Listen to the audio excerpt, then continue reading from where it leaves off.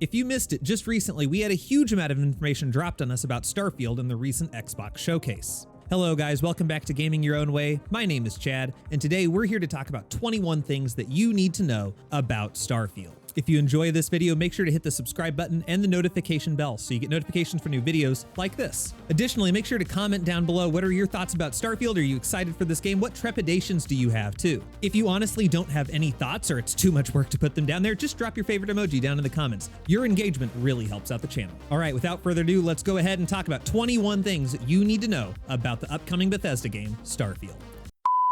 First off, to start with some technical items, Starfield will be available for gamers on PC and Xbox Series S and X. Gamers on the Series X can expect to play the game at 4K, while those on the Series S can expect to play the game at 1440p. It is important to note that Todd Howard has revealed that the game for console will be capped at 30 FPS. He says this is so there is no loss in visual fidelity in the game, and so that none of the graphics are compromised. I think this is going to be a tough pill to swallow for console gamers, especially because on current-gen consoles, many games are able to be played at 60 FPS via a performance mode. I would personally always rather have a 60 FPS gameplay on console with slightly lower graphical quality than 30 FPS. So this to me looks like a step in the wrong direction, but it may be good news for you if you place a high amount of value on visual fidelity.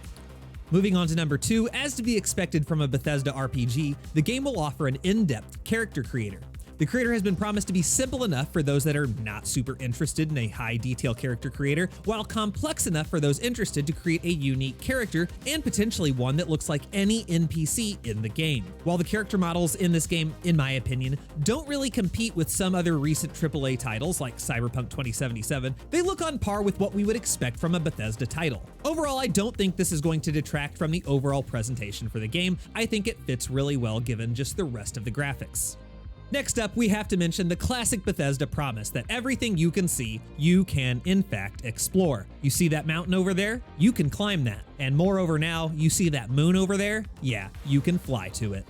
While you're flying around and visiting new locations, it's important to note that the planets in this game are going to be, for the most part, procedurally generated. While all of the planets are pre-named, when a player goes to interact with a planet, the terrain and wildlife on the planet will be procedurally generated at that time, meaning that two players who go to the same planet might have vastly different experiences. For number 5, however, while these planets are procedurally generated, expect to continue to have locations and random events on them similar to that of Skyrim or Fallout 4. We can see from the gameplay reveal that even though you were going to a randomly generated planet, there are still human-created structures and encounters placed on the planets for you to interact with. My biggest concern with these is, are these interactions going to feel meaningful and valuable in the grand scheme of the game? Take for instance Skyrim or Fallout 4. All of their random locations are, for the most part, named. These named locations in Skyrim and Fallout usually have different bosses and various pieces of lore to back them up. In the brief gameplay we've seen of Starfield, these locations are very generically named, like abandoned mine or research facility.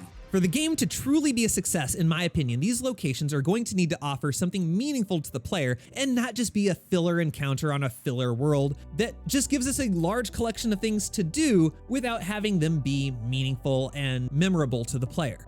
One thing we do know, though, is that while we're not sure what the interactions with these random events will look like, these planets are going to be essential for resource mining and for the purposes of crafting and trade. I also mentioned that there will be procedurally generated animals on the planets that you visit. What has been mentioned by Todd Howard, and what I hope will be different from No Man's Sky, is that these animals are not meant to look alien necessarily, but are truly meant to feel like native wildlife to a distant planet. I hope to see truly unique creatures each time I visit the world, and not what I feel in No Man's Sky, which is basically seeing the same creature on 100 different worlds, just with a slightly different nose or tail.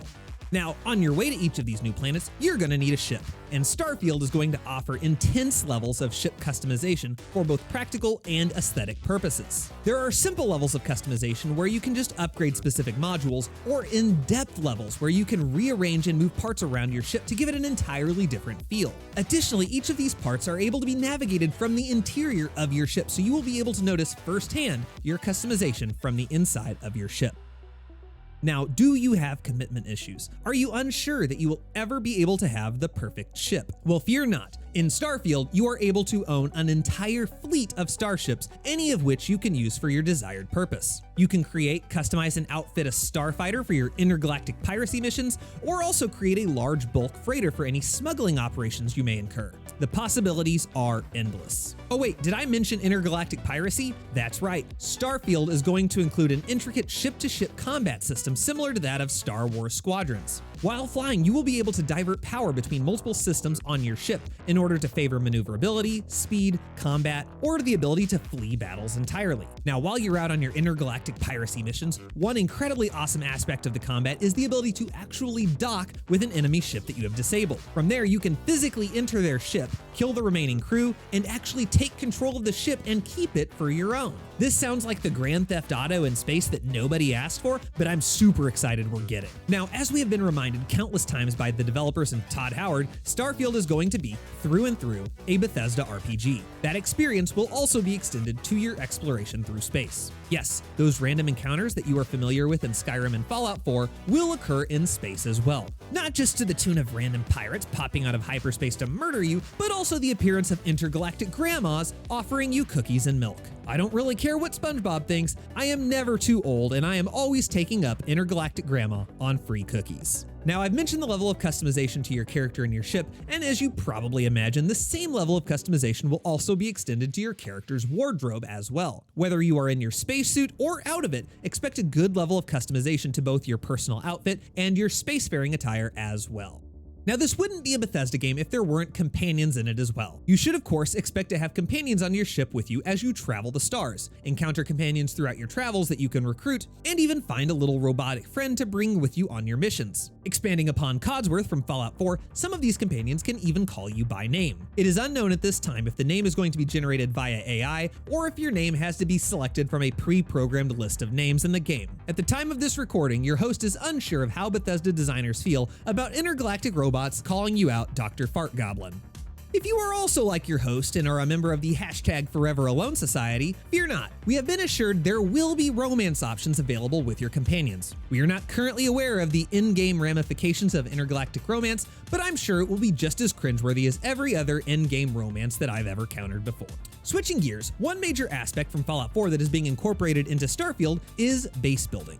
This is a feature that some players, yours truly being one of them, will undoubtedly get lost in for hours. As you create these outposts, you can send your companions that you encounter throughout the galaxy to these to help you mine resources and manage other roles depending on their skills and attributes. Additionally, Starfield will offer an isometric view for crafting, which will allow you to easily craft your perfect outpost or ship. This is a massive enhancement over Fallout 4's base building where you have to place everything in first person. Now, personally, I hope that Starfield will make this outpost building endeavor, cosmically speaking, feel worth it throughout the game. While I did get lost in Fallout 4's base building for hours, in the grand scheme of things, it didn't do a ton for you. I hope there is an overall point or a big part of the game to which creating, building, and maintaining a really cool outpost will contribute.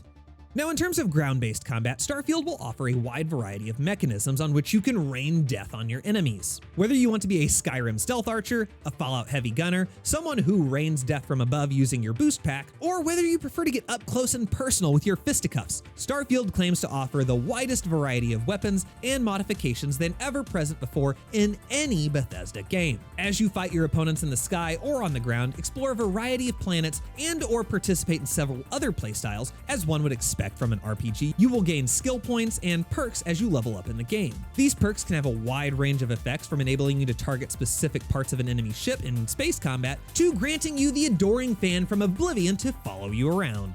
With Starfield, the developers at Bethesda tried to implement a wide variety of realistic mechanics into the game to balance out the fun mechanics as well. All of the lighting and timing of the days, movement of planets, stars, etc. are realistically determined by data analyzed from NASA. Additionally, expect ballistic weapons to have knockback recoil effects while in a zero-gravity environment. If you want to avoid these realistic effects, you may want to consider the other two types of weapons, energy weapons and grav weapons.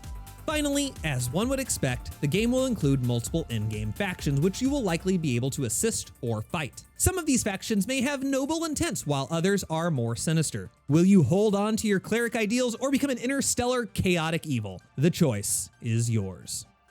Well guys, that'll wrap it up. Those are 21 things you need to know about Starfield. Are you guys excited about this game? Let me know your thoughts down in the comments below. If you don't have any comments, once again, just drop your favorite emoji. Your engagement really helps out this channel. If you made it this far in this video, please drop a like. It helps the engagement, and you made it this far. You probably liked the video, right? I hope you guys enjoyed this video. Get hyped for Starfield, and we'll see you in a later video. Have a great day.